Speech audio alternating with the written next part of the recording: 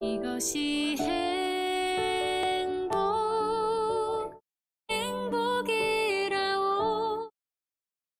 하나님의 자녀로 살아가는 것, 이것이 행복이라오.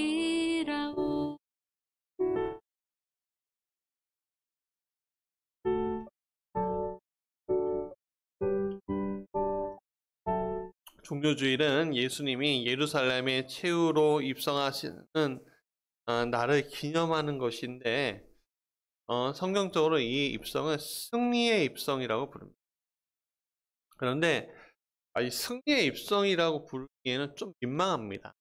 왜냐하면 예수님이 어린 나귀를 타고 입성했기 때문입니다. 어린 나귀를. 그러니까 여러분, 어린 나귀가 뭐 크겠어요? 맞죠. 조그만데 성인 남자가 거기 앉아보세요. 어떤 생각이 들까요?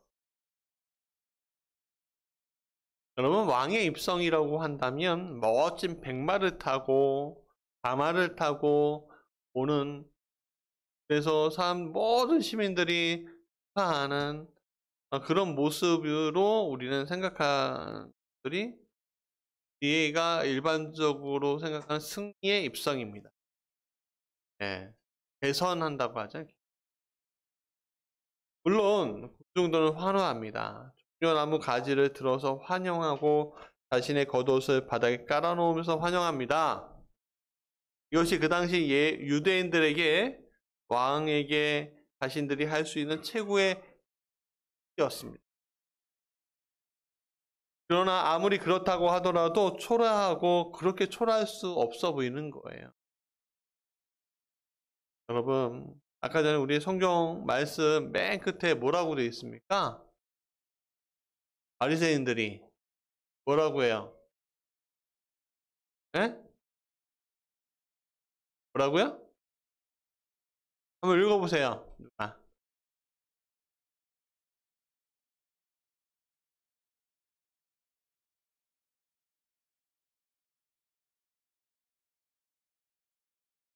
여러분, 이게 바리새인들이 그것을 보고서 어떤 생각을 하고 있는 거예요? 에? 쓸데없는 일을 한다. 그런 생각인 거예요. 뭐야, 뭐 하는 짓이야? 이런 생각하는 거예요. 아니, 왕이라면, 네? 왕이라면 말을 타든지, 칼을 차고서 들어와야지. 뭐 하는 거야, 지금? 괜히 군중들 시끄럽게나 하지. 지금 노마 식민지잖아요? 노마 식민지에 있는 우리들 더 위태롭게 하네? 이런 생각들을 가지고선 대하고 있는 거예요.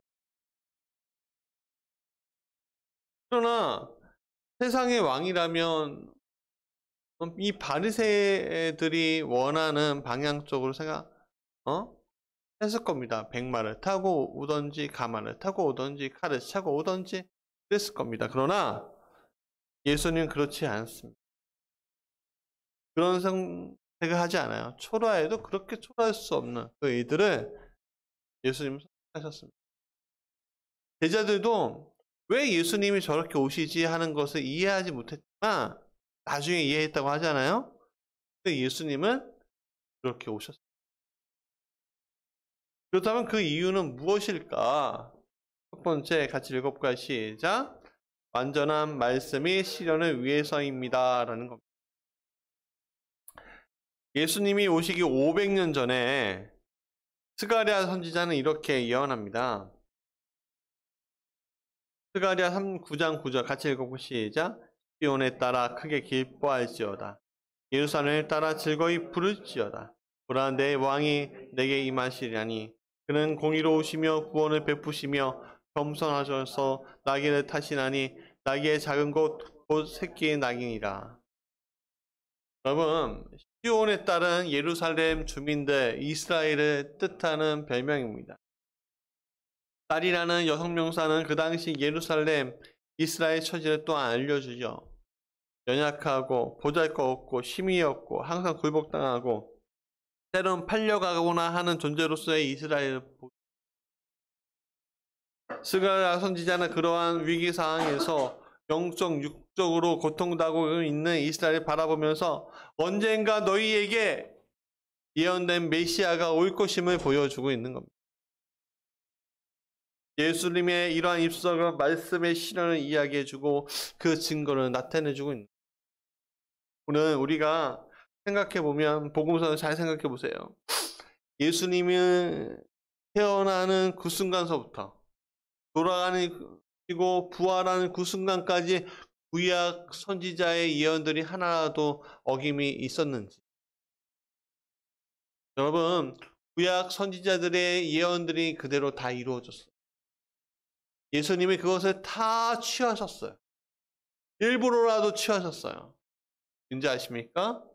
하나님의 말씀이 하나도 허투루 쓰임을 받지 않는다는 것을 알려주기 위해 하나도 허투루 땅에 떨어지는 것이 아님을 알려주는 것입니다.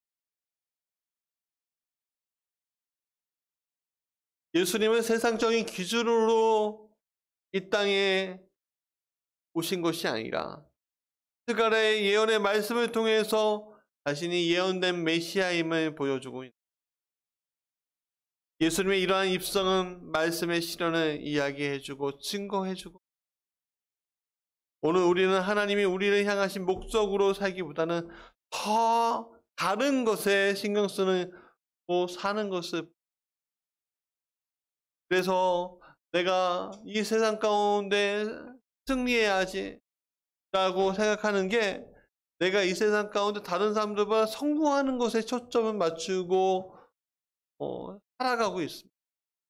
많은 사람들이 그렇게 살아갑니다. 많은 사람들이 그것을 원합니다.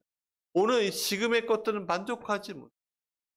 제가 며칠 전에 어머니 핸드폰을 해드리려고 핸드폰 가게에 갔는데 그럼 무료폰이죠. 갔는데 우리 스마트 그 핸드폰 가게 참 인상이 좋으신 거. 근데 이분이 이렇게 얘기합니다. 아유 옛날에 옛날이 더 좋았어요. 그렇게 얘기하는 거예요. 왜요? 그때는 몇 천씩 벌었대. 근데 지금 1,000만 원 벌기도 어렵대요. 뭐? 1,000만 원 벌. 근데 이해가 가더라고. 왜냐하면 자녀가 하나 있는데 딸인데 한 달에 400만 원짜리 골프 학원을 보내는 거야. 그러니까 600만 원으로 살아야 하니까 얼마나 힘들겠어요. 600만 원, 몇 천만 원 가지고 살다가 600만 원 가지고 살려니 얼마나 힘들겠어. 얼마나 이해가 되지. 여러분, 돈이 많이 버는 거를 좋아하지 마십시오. 돈을 적게 버는 그 순간에요, 허탈감에 빠지고요. 또 한번 웃어주면 돼요. 저를 보세요. 허탈감에 빠지고요. 돈을 못 버는 것처럼 보이고요. 실패자처럼 보여요. 근데 여러분, 실패자입니까? 세상적으로는 1,000만 원 벌면서 그렇게 얘기해? 그렇게 생각할 사람들 많아요. 그렇지 않습니까? 네? 그렇게 생각하는 사람 많다고. 자기 능력에 비해서 덜 버는 거야. 여러분, 세상의 승리는 그렇게 다릅니다. 세상의 승리는, 성취는 무엇을 더 많이 가져야 되고, 무엇을 더 많이 소유해야 되고, 무엇을 더 많이 쟁취해야 되는 것이 세상의 승리자가 가져야 할 거예요. 내가 이 세상에서 난 꿀리지 않게 살고 싶어 라고 생각합니다. 근데 여러분 생각해 보십시오. 근데 하나님께서 주신 사명자의 삶은 그런 것입니다. 하나님께서 주신 사명자의 삶은 그것을 바라보면서 사는 인생이 아니라 하나님이 나에게 주신 것을 성취하는 데 목적이 있는 거예요.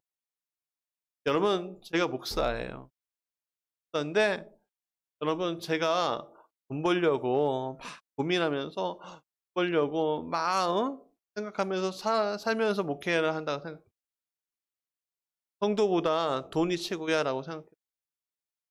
그러면 여러분들이 제가 목회하고 있는 여러분들이 행복하실까요?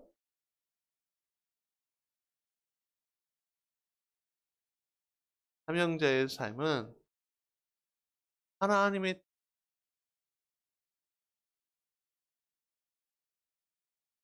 하나님께서 부어 주시는 것만큼 부족하며 살아가되 하나님의 일들을 성취하기 위해서 최선을 위해서 살아가는 삶이 삼형제의 삶. 여러분, 세상도 그것을 원하는 겁니다. 제가 금요 기도회 때, 새벽 기도회 때 이사토스트라는 기업의 이야기를 잠깐 했는데 그분은요, 세상 사람들이 볼 때, 야, 진짜 교인이네. 진짜 예수 믿는 사람이네. 스스로 그렇게 얘기하는 거예요. 왜냐하면 자신이 돈 벌려고 많은 대리점 그걸 가지고 있는 기업들이 그 대리점을 피를 뽑아 먹는데 이분들은 나눠주다가 오히려 본사가 마이너스 보게 될 것 같으니까 이 점주들이 좀 이익이 남으니까는 또 배를 한 척, 조그만 배, 통통 아니라 좀 배를 구입해고 낙도에다가 음식물을 또 그 있잖아요. 이제 야채 뭐 이런 것들 있잖아요. 배달을 시켜주는 이런 이 사람들이 이게 진짜 기독교니 진짜 믿는 사람의 모습이에요. 그분은 그분의 그 사명을 위해서 살아가는 거예요.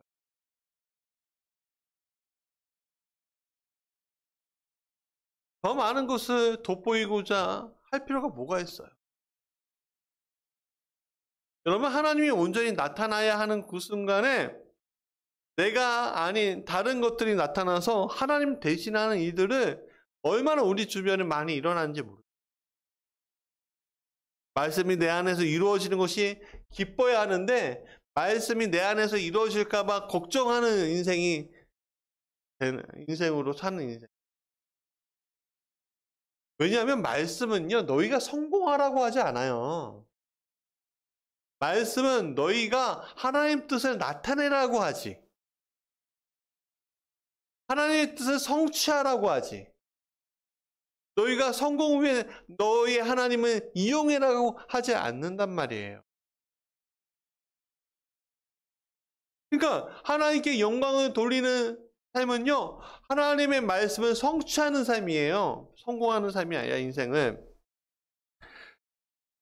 그러니까 근데 자꾸만 하나님이 하나님이 복을 주시고 복을 주시니까 부가 쌓이잖아요. 그러니까 어떻게 합니까? 하나님의 말씀, 하나님의 영광을 돌리는 게 아니라 내 명성, 내 부가 먼저 두각을 나타내려고 하는 수많은 시도가 우리 안에 있게 되는 거예요. 그걸 우리는 뭐라고 해요? 배라고. 예전에 어떤 교회에서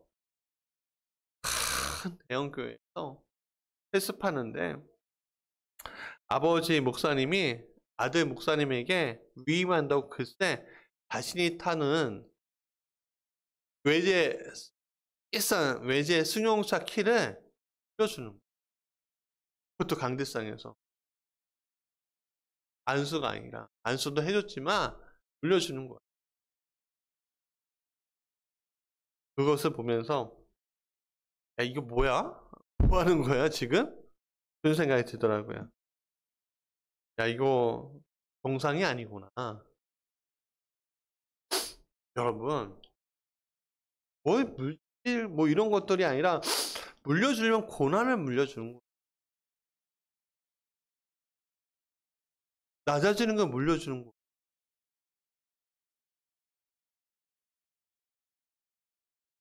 정상이 아니구나. 여러분, 예수님은 말씀을 이루려고 어린 나귀를 타시는데 우리는 우리의 영광을 물려주려고 자동차 키를 주는 이러한 현상을 보면서 하나님은 어떤 생각을 합니다. 나중에 천국 가서 물어볼 거예요. 우리는 성숙한 그리스도인으로 살아가야 합니다. 그럼 성숙한 그리스도인이라는 건 바로 하늘의 상금을 바라보고 사는 인생. 그게 성숙한 거예요. 여러분, 여기 몸이 아프고, 내 마음이 괴롭고, 내 마음의 평강이 사라지는 것들에 대해서 여러분, 너무 그거에 집중하면서 기도하지 마십시오. 왜냐하면 그것들을 통해서 하나님께서 무엇인가를 나타내고자 하는 뜻이 있을 수도 있어요. 아픈 걸 계속 아프란 얘기. 낫게 해달라고. 그렇지만 그것만을 위해서 기도하지 말란 얘기예요. 사람은 고통 당하면요, 고통 때문에 그것에 계속 집중하는 버릇들이 있어요. 문제가 생기면 그것에 계속 집중하는데 사실은요, 하나님 나라에서 우리에게 주시는 그 과정 가운데 하나일 뿐인 거 사라질 거 없어질 거예요. 하나님 그 말씀은 한번 선포되면 그 말씀이 내 안에, 내 가정에, 교회에 선포되면 그건 분명히 없어지지 않습니다. 반드시 이루어질 겁니다. 각 개인에게, 가정에게, 공동체에 주신 하나님 말씀 땅에 떨어지지 않습니다. 그 말씀은 온전하게 이루어질 것이라는 것을 여러분 잊지 마시기 바랍니다. 두 번째, 읽어볼까요? 시작. 더 큰 하나님의 생각으로 바뀌게 해 주신다. 하나님, 예수님이 어린 나귀를 타고 오신 것은 정복자, 통치자, 세상 인기 있는 사람, 정치인으로 오신 것이 아닙니다. 예수님 이 땅에 세속 권력을 탐하러 오신 것이 아닙니다. 평화의 왕, 인류 구원의 왕으로 오신 것임을 보여주는 것. 칼과 창이 아닌 세상을 이기는 왕의 겸손과 희생으로 세상을 이기는 왕으로 예수님을. 우리는 예수님을 바라볼 때 내 문제의 해결사, 우리의 소망을 들어주시는 분, 내 꿈을 이루시는 분, 무엇인가 은혜를, 복을 팍팍 주시는 분으로만 생각하고 있는데 맞습니다. 그런 분. 그렇지만 여러분, 그렇게 예수님은 우리에게 복 주시는 이유가 무엇일까요? 근데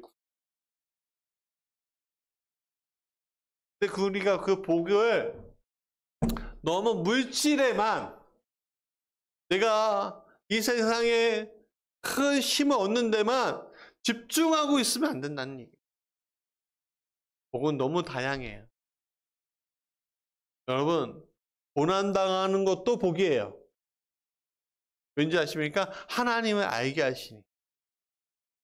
여러분, 유대인들이 홀로코스트 대학살을 독일 나치에서 당했는데 무려 600만이 죽었는데 그 이후로 어떤 일이 일어났습니까?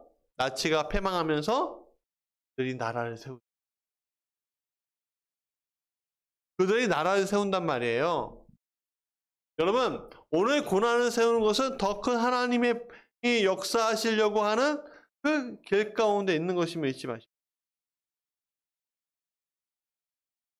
예수님 우리를 잘난 사람, 높음을 받는 사람, 영향력 있는 사람으로 만들기 위해서 이 땅에 오신 것 아닙니다. 우리가 선한 영향력 이렇게 얘기하는데 선한 영향력은 누구 안에 있을 때 선한 영향력이 되는 거예요? 맞아요. 예수님 안에 있을 때 선한 영향력이 되지 내 스스로 그 선한 영향력을 발휘할 수 있는 것이 아닙니다. 여러분, 영광 받는 것은 대통령을 모시고 조창 기도회를 여는 것서 생기는 것도 아니고 대통령 앞에서 설교하는 것도 아니고 집을 사고 재산 불려가는 것도 아니고 교회를 크게 짓는 것도 아니고 무엇인가 큰 것을 하나님께 바치는 것도 영광 돌리는 게 아니에요. 하나님이 온전하게 받으실 만한 것들을 온전하게 받으심으로 영광 돌리게. 그래서 우리는 순종이라고. 순종. 하나님이 영광을 받으시는 유일한 길이 순종. 하나님의 말씀에 순종할 때 하나님의 말씀이 이루어지는 것을 믿음으로 이루어갈 때 하나님은 영광을 받으십니다. 노아가 세상을 구원할 방주를 만들려고 할 때 노아는 모든 것을 다 순행했다 했습니다. 그것으로 아브라함은 그에게 가나안 땅으로 가라고 하신 말씀을 순종해서 믿음의 아버지가 되었습니다. 예수님의 제자 베드로는 너는 가서 사람을 낚는 어부로 만들겠다라는 그 말씀에 순종해서 첫 번째 제자가 되었습니다. 사랑하는 여러분, 예수님 이 땅에 겸손의 왕, 평강의 왕으로 오셔서 진짜 죽어가는 영혼들과 두려움과 절망 속에 떨고 있는 영혼들에게 사라지지 않을 평안을 주시고자 오늘. 그래서 주님은 세상의 왕자에 앉는 것이 아니라 십자가를 선택한. 이처럼 우리의 생각은 하나님의 인 것과는 다른. 그럼 우리가 누구를 따라가야 되겠습니까? 예수님. 무슨 상급을 바라보면서 하늘 상급. 그러면 그 하늘 상급을 바라보는 자에게 하나님은 더 큰 놀라운 복을 주시는 겁니다.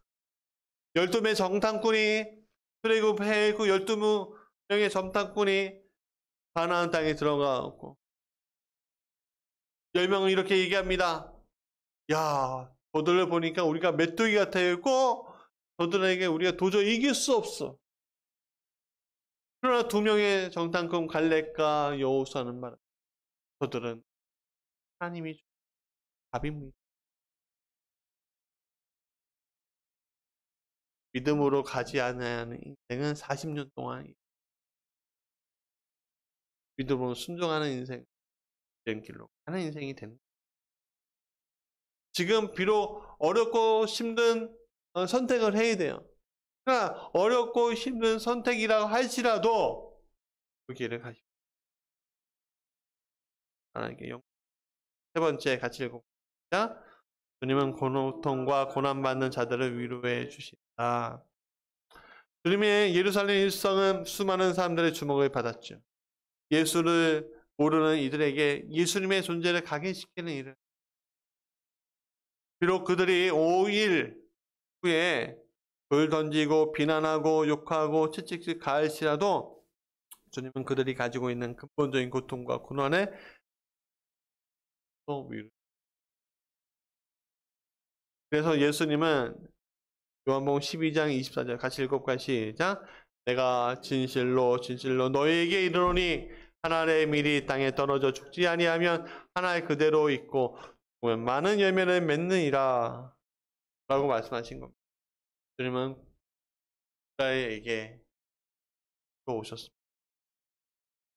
주님은 오늘 온 인류, 나 이수헌, 나 이찬, 나 이래, 나 김춘희, 이순애, 박인수, 이동원, 이가온 등등 이 수많은 사람들의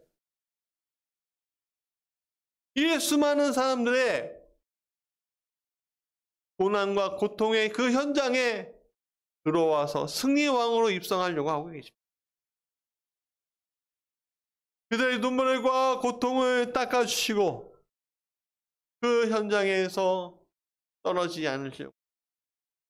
여러분, 이것이 그리스도인의 모습입니다. 이것은 말씀을 따를 때 나타낼 수 있는 현상입니다. 내가 내 주장을 관철시키기 위해 신앙생활 하는 것이 아니죠. 내 주장 내려놓고 하나님의 주장이 나를 통해 나타날 때 이 모든 이들이 이루어지는 것을 위해서 신앙생활 하는 것이. 여러분, 내가 복 받으려고 예수님 저절로 오는 겁니다. 그래서 종료주일은 예수님이 세상의 왕이 되어서 자신을 주장하기 위해 주장하신 것입니다. 고난받는 섬김의 왕이 되라는 아버지 하나님의 주장에 기꺼이 수용하셨기 때문에 어린 나귀를 타고 입성하신 거예요. 여러분, 이것을 따르는 사람은 무엇일까요? 하나님은 오늘 고난받는 이웃들과 함께 해야 한다고. 여러분, 4월이 되면 다시 끝나지 않는 아픔, 세월호 유족들 이야기가 다시 떠오릅니다. 그들을 위해서 기도하고 또 한 나라의 민주화를 위해서 어린 소년, 소녀들이 정말 비무장한 채로 길거리에 나가서 죽어가고 있는, 국경이 총칼에 죽어가고 있는 미얀마 같은 섬겨야 하고, 난 곳곳에 고난과 고통에 신음하는 이유가 동료주의, 고난주가, 부활절이 말씀의 결론입니다. 이번에 우리는 고난주간 금식을 하게 될 거예요. 미얀마인들을 위해서 부활주의 특별 헌금을 부활절 헌금은 헌금대로 하지만 특별 헌금을 따로 하셨습니다. 그래서 속회를 통해서 모여진 고난주간 금식 부활절 헌금에 필요한 이웃 하루 한 끼에 3,000원 꼭 굶지 않더라도 좋습니다.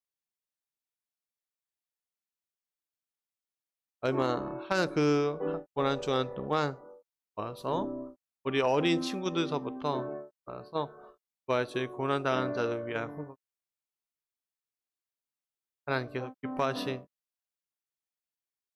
기뻐하실 겁니다. 하나님 그런 복을 여러분 받으시길 간절히 축원합니다.